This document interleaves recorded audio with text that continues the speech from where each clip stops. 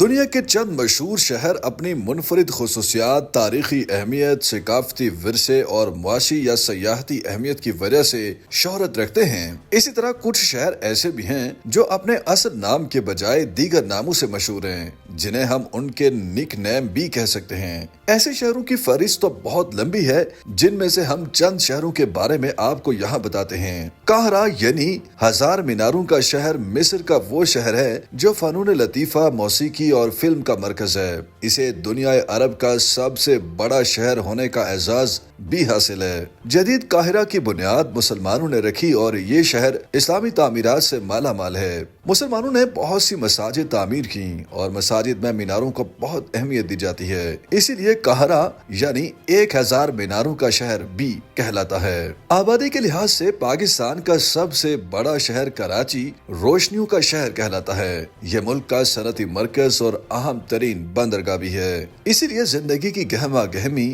یہاں شب و روز جاری رہتی ہے۔ قیام پاکستان سے قبل کراچی جب ایک چھوٹے سے قصبے سے بڑا شہر بننے کے سفر کی جانب گامزن تھا تو اس کی سڑکیں لیمپوں سے روشن رہتی تھیں۔ یہاں بجلی کا انتظام بھی قیام پاکستان سے قبل ہو چکا تھا، اس لیے اسے روشنیوں کا شہر کہا جاتا ہے۔ امریکی شہر نیو یارک کے کئی نک نیم ہیں، جیسا کہ کبھی نہ سونے والا شہر، گوتھم عالمی دارالحکومت یا نیا ایمسٹرڈیم۔ نیو یارک کا سب سے مقبول عرفی نام غالباً بڑا سیب دی بگ ایپل ہے۔ یہ اصطلاح 1900 کی دہائی کے اوائل سے تحریر میں آ رہی تھی اور اسے سب سے پہلے دی وے فیئر ان نیو یارک کے مصنف ایڈورڈ ایس مارٹن نے لکھا، لیکن اسے شہرت 1920 کی دہائی میں ملی۔ صحافی جان جے فٹز گیرارڈ نے گڑ دوڑ پر ایک کالم لکھنا شروع کیا جس کا نام بڑے سیب کے گرد اراؤنڈ دی بگ ایپل رکھا۔ 1970 کی دہائی میں سیاحت کے فروغ کے سلسلے میں چلائی جانے والی ایک مہم کے بعد اس عرفی نام نے ایک بار پھر مقبولیت پائی۔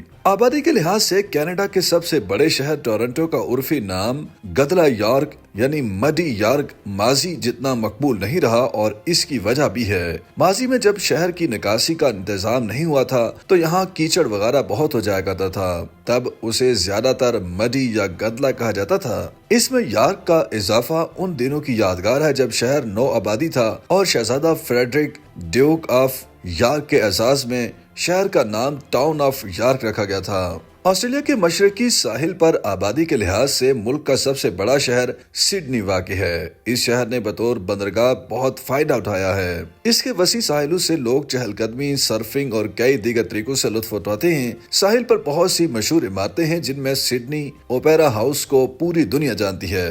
امریکی شہر لاس ویگاس رات کو جاگتا ہے اور اس دوران جوا خانوں اور کلبوں میں گہما گہمی رہتی ہے۔ سالانہ کروڑوں افراد اس طرح کی سرگرمیوں کے لیے یہاں آتے ہیں اور اسی لیے اسے گناہوں کا شہر بھی کہا جاتا ہے۔ پیرس محبت کے شہر کے عرفی نام سے جانا جاتا ہے۔ انسان فن، ادب، سماجی علوم اور فلسفے سے محبت کے مارے پیرس کی جانب کھینچے چلے جاتے ہیں اور اسی لیے پیرس نے بہت سے نامور لوگ بھی پیدا کیے۔ آسٹریا کا شہر ویانا خوابوں کا شہر بھی کہلاتا ہے اور موسیقی کا شہر بھی۔ یہ آبادی کے لحاظ سے یورپ کے بڑے شہروں میں شامل ہے۔ اسے شاہی شہر بھی کہتے ہیں کیونکہ سلطنت کے مرکز کی حیثیت سے یہاں بادشاہوں نے قیام کیا۔ معروف ماہر نفسیات سیگمنڈ فرائڈ کا قیام یہی تھا، اس لیے اسے خوابوں کا شہر کہتے ہیں۔ فرائڈ کے نظریات میں خوابوں کو بہت اہمیت حاصل ہے۔ اگر جنوب کی طرف جائیں تو بالآخر آپ انٹارکٹیکا یا قطب جنوبی جا پہنچیں گے۔ وہاں قدم رکھنے سے قبل ارجنٹائن کا ایک شہر اوشوایا آئے گا۔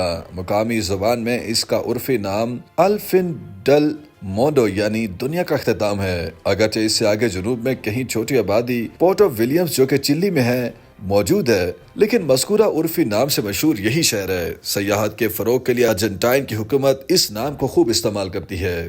YouTube پر گوگلی نیوز دیکھنے کے لیے youtube.com کی سرچ بار میں googly news T V type کریں۔ گوگلی نیوز کے پیج پر سرخ رنگ کے سبسکرپشن والے بٹن پر کلک کرنا نہ بھولیے۔ YouTube پیج پر اپلوڈ ہونے والی ویڈیوز سے باخبر رہنے کے لیے بیل آئیکن پر کلک کیجیے۔ آپ کو ہر نئی ویڈیو کے بارے میں نوٹیفیکیشن موصول ہو جائے گا۔